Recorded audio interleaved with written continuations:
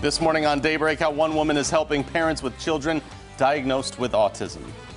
And local farmers are talking about how they've been impacted by the coronavirus pandemic and what a return to normal will look like for the farms moving forward. Be open, how a group is banding together to determine if the gate will be opened. It's all this hour for you here on Daybreak. Good morning. Thanks for joining us. It's Wednesday, June 24th. I'm Jennifer Abreu. And I'm Joe Morano. We have a lot to get to over the course of the next hour here, but of course, we need to check in with meteorologist Elisa Raffa, and I've noticed it's dropped a couple of degrees this morning since we last checked in with her. As we go to Elisa now, good morning to you. Good morning. You know, Jen just said it's June 24th, and I thought, oh man, it's almost July. Yeah. You Less know, than a just week. flying by, and it really doesn't feel like it this morning. Yeah, It doesn't I know. feel like, oh yeah, almost July. Yeah, wait, it said 55, now it says 57. Yeah, it auto updates. Yeah, I don't know if Jen knows this on the morning show. I did not know it was auto updated. I'm like, wait, Yeah. it was just 55 2 seconds ago. And that's crazy to think about, much cooler than what we're used to, that we have been seeing lately. And it's much cooler than average. Our average for start this time of year is in the middle 60s. So we're starting out very cool in the middle and upper 50s. We've got dry roads in Branson with sunshine. It is 57 degrees in Branson with calm winds and dew points in the 50s. So again, just very cool and comfortable out there this morning. You've got clear skies out there with sunshine and dry roads. A little bit cooler than yesterday by about 5 to 10 degrees. It is 55 degrees in Springfield, 59 in Camdenton, and 54 degrees up at Lake of the Ozarks. Dew points very dry, crisp, pleasant, and comfortable in the middle 50s. Lots of greens on that muggy meter map. So dry roads through the afternoon. I don't expect any weather hazards for you. Just grab the sunglasses and enjoy. If you're waiting for a package to come in the mail, it will be dry. You're looking at sunshine and really nice with that high at 84 degrees. No rain chances today. So crisp out there this morning, beautiful this afternoon. A little bit stickier, more humid tomorrow and Friday, and then storm chances return. Details on that coming up in 10 minutes. All right, Elisa, thanks. Well, a local hairstylist is providing a resource she says there isn't enough of in our area. Caller 10's Nija McDonald visited the salon and joins us now to share that story. Nija, what is the service she is providing? Good morning.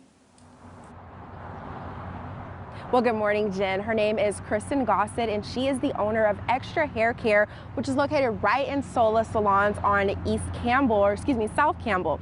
And she is providing a service for families with children who are autistic to be able to get their hair done. And I met a family who says that they are making this an easier process for them.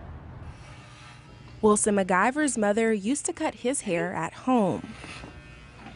His hair didn't look very great, but at least it was short and he wasn't, sweating to death. Wilson lives with autism, which MacGyver says makes getting a professional haircut challenging. I'd like to say I'm pretty self-taught. It's just a lot of patience. A lot of places that we've been to before didn't have a lot of patience for him. They start to get frustrated, and so then they just kind of back off and say, oh, I'm done. Until MacGyver found Extra Care Hair Company. It's been a huge relief, knowing that when we tell him, Wilson, we're going to go get your hair cut, he comes in here, he hops right in the chair, and it was like, and he does great. Kristen Gossett owns the salon. I think that just when people realize that I exist, they're like, wow, this was needed way long ago. And once they come, they always come back, it seems like. Which is the case for the MacGyvers. She's had so much patience with him, and she's, learned about him. She keeps notes, is what worked last time, what didn't work this time. MacGyver says she sees Wilson progress each visit. Last time we even got him to wear a cape. Something that might not seem like a big deal, but MacGyver says it's an exciting milestone for a child with sensory issues. Gossett says milestones like that are one reason she got into this field. I kept seeing people that weren't enjoying the experience, and that makes me sad, and I wanted to change it. But don't take her word for it. He likes to feel his head after he leaves. He rubs his head quite a bit once we leave, but I mean, the evening goes much better after we get his haircut as opposed to when we would do it before. Well, Gossett offers a free Meet the Stylist service for families that might be interested in her services. And as always, you can visit our website at ozarksfirst.com for more information on Extra Hair Care Company. Reporting live in Springfield, Nigel McDonald, Ozarks First. Thank you, Nigel. We also have some good news for you today. Springfield police officer Josiah Overton returned to duty yesterday after being injured in the same shooting that killed Officer Chris Walsh in March. Springfield police shared the news in a Facebook post saying, in part, "There is good news to come from the horrific tragedy. We are so incredibly thankful to be able to celebrate the return of our brother, and we are proud of his strength and perseverance. His big smile and his positive attitude were sorely missed. He is an inspiration to us all. We love you, Josiah."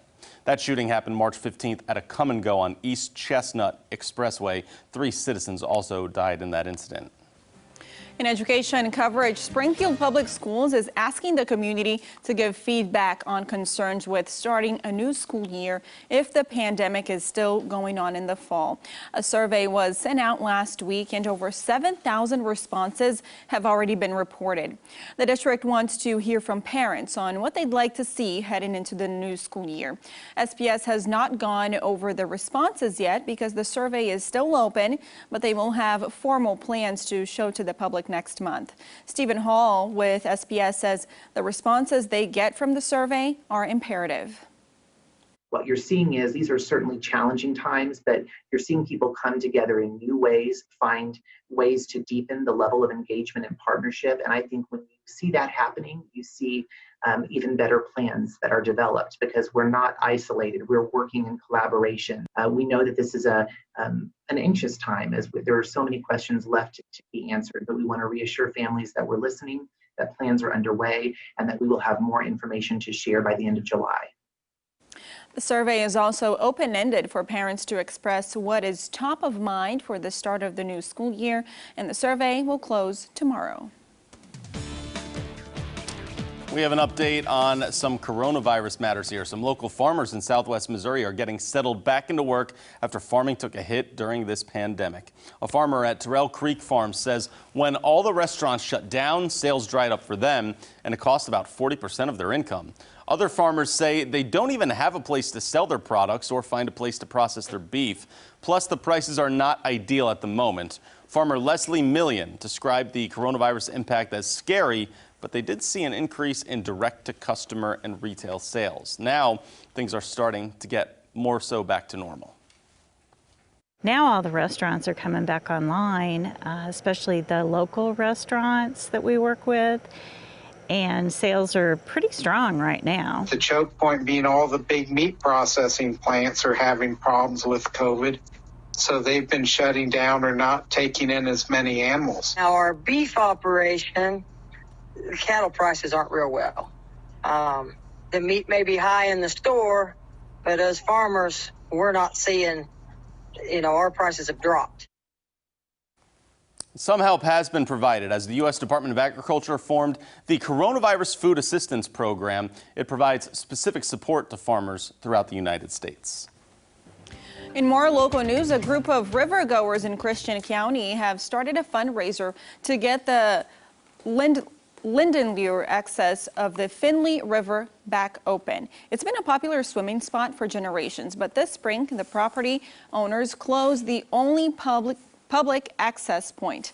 Mike and Carla Adams say they were tired of people littering, drug and alcohol abuse there, and other factors with having it open. David Romano, a professor at Missouri State University, taught his kids how to swim there, and he started a GoFundMe account to get the area back open. Money will pay for the surveyors to determine if the gate is actually on the Adams property or county property. It will also pay for an attorney to file a lawsuit if necessary. Christian County officials and the previous sheriff were all saying that they didn't own it, that it was either a public road or they didn't know who owned it. And suddenly a gate comes up, so something's going on. And the second avenue is even if they do own it, which is yet to be determined, there's a public access easement of 100 years to this point. And so the public will still have a right to pass through, even if it is owned privately. It will take about a week for the surveyors to let them know the results. Romano says he hopes to have the access point open July 4th and work with the Adams and Sheriff's Office on ways to cut down the littering. We're starting out much cooler out there this morning. It's about 5 to 10 degrees cooler. Starting out in the 50s in spots. It's 55 degrees in Springfield right now. Details on a gorgeous day ahead coming up next. From Color 10 Ozarks First, Jennifer Abreu, Joe Morano, and weather with meteorologist Elisa Raffa. This is Color 10 News Daybreak.